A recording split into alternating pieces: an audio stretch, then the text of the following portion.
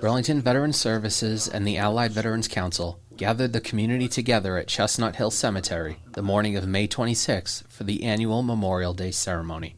This year's ceremony marked 50 years since the end of the Vietnam War. The day's guest speaker, Dominic Marcelino, a Vietnam vet from Medford, Mass., entered the Marine Corps in August of 1969.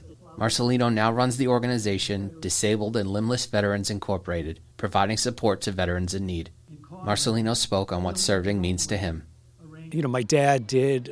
It's something that's in our blood. You know, I was a Cub Scout, I was a Boy Scout, and it's like the natural thing to do is join the Marines. And I don't regret what's happened to me, and I use it as a tool. It helps me raise funds. It allows me to do what I do. It gives me a mission, and it's needed. You know, veterans are very proud people. They hardly ever ask for anything they need.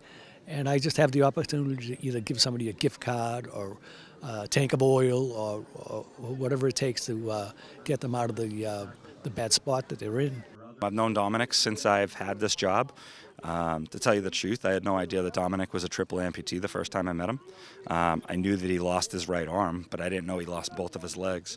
And a fellow veteran and I are sitting there in a room, and someone had mentioned, it's like, oh yeah, we have a triple amputee amongst us. I'm like, who the heck's the triple amputee? Not knowing, I mean, he had lost both of his legs, but that's the humility of Dominic Marcelino.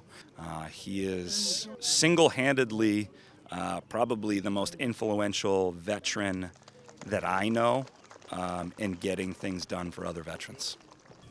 This Memorial Day, both Marcelino and Hannafin hope Americans will continue to honor those that dedicate their lives in service of their country. A lot of the guys that came back from Vietnam did not get thanked or did not see any appreciation. I mean, I was hurt in Vietnam, and they had a parade for me, and you know, so I felt the love of my town. I grew up in Medford. Medford was a great town. They do a lot for veterans. So I never really got that neglected feeling.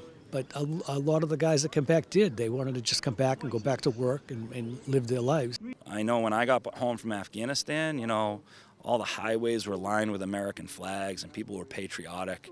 Back then, guys were dressing in the airports, taking their uniform off and putting civilian clothes on because they were afraid they were going to get spit at by the American public.